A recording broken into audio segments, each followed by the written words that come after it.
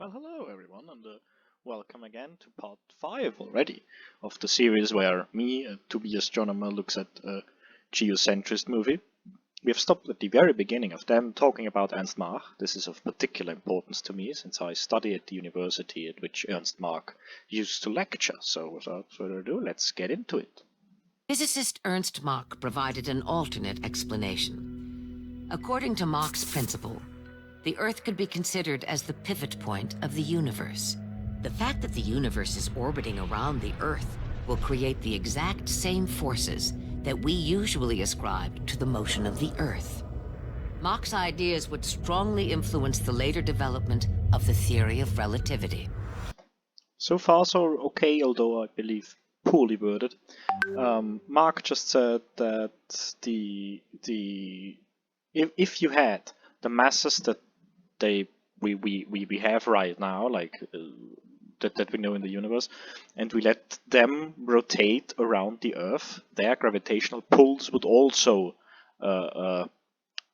make the Earth a bit squishy and you know, kind of a bigger around the equator than on the pole to pole round trip, if you will. That's the basics of Mach's principle. Einstein later picked it up with general relativity. However, not really in that sense, more in the sense of, as far as I'm aware, of other masses influencing things that are very far away with the warping of space-time, really. Also, I'd like to add that Mach criticized, Mach got criticized for this idea from a few places, and it is today not held to be.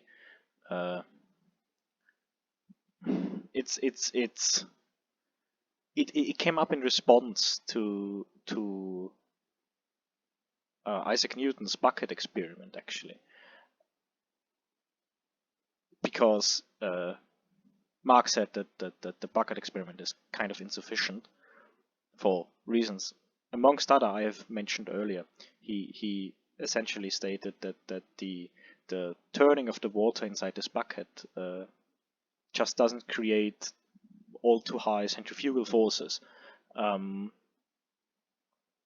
However, those may as well be coming from these centrifugal forces that push the water to the outside of the bucket. Those may as well come from rotating mass around the bucket itself, you know. So no one can say how this experiment would have run if, imagine, the walls of the bucket were extremely massive and multiple miles thick, he said. It's so really that's he came up with his principle to criticize the bucket experiment of Newton, right? So okay, let's keep on. And Mach's principle says that you should get exactly the same effects whether the Earth is rotating in the universe or whether the Earth is fixed and the universe is rotating about it. Motion is relative.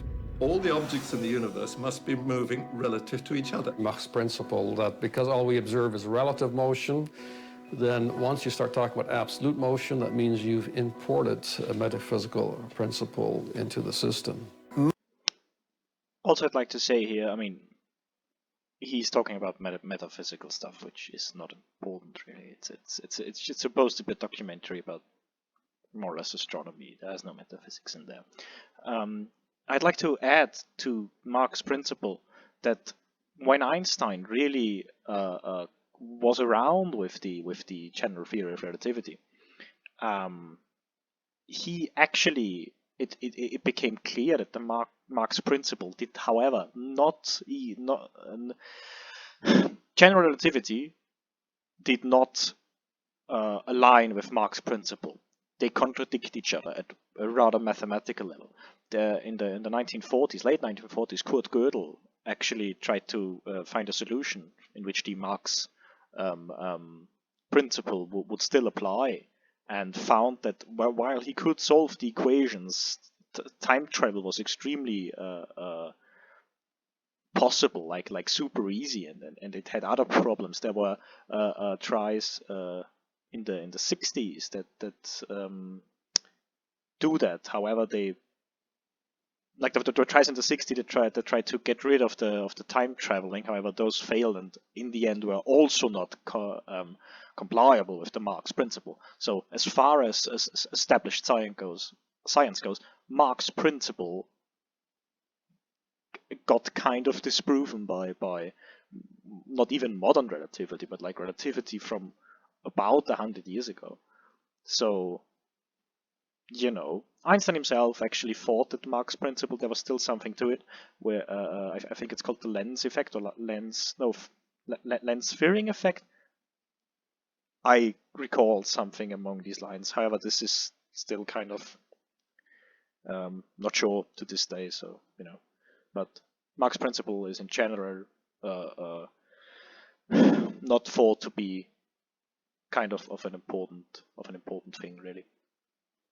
Mach had such absolute conviction that motion must be relative.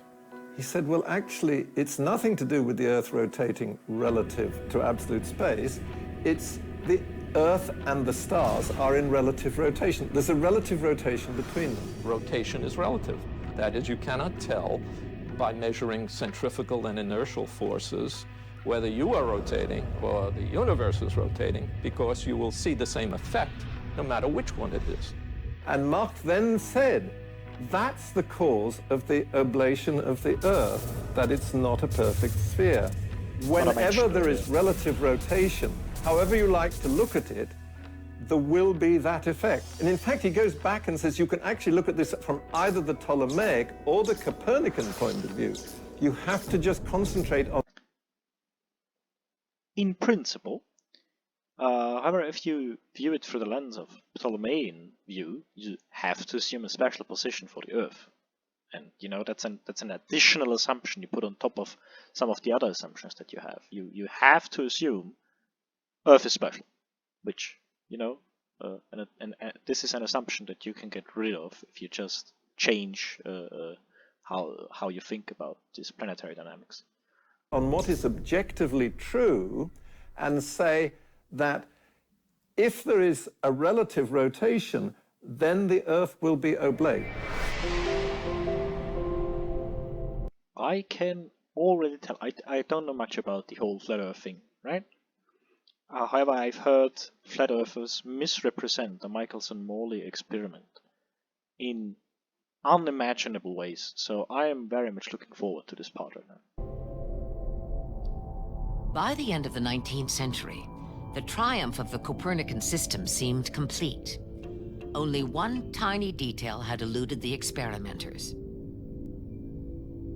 Physics at the time, including Maxwell's famous equations for electrodynamics, was based on the assumption that space was filled with a substance, an ether through which light and other electromagnetic waves would propagate. Kind of. Maxwell's equations don't necessitate an ether. He thought that there was an ether, and however, the way that Maxwell's equations are being taught today, which really is the same form in which Maxwell came up with them back in the 1800s, do not require an ether. So it was thought that they require an ether, since every wave has to, in the thinking at the time, every wave has to travel through a medium. Sound travels through air, water waves travel through, water. And so they said light waves need to travel through a medium, and they called it ether. However, it is not necessary, exclamation point by the way, to have an ether for Maxwell's equations. But all attempts to directly measure the motion of the Earth around the Sun through this ether had paradoxically resulted in an apparent velocity of 0. This has nothing to do with the Earth revolving around the Sun. We just wanted to measure Earth's movement through the ether, if there is an ether. And we assumed that there was an ether, and Earth is moving relative to it, right? I'll get into more detail later if they don't mention it themselves.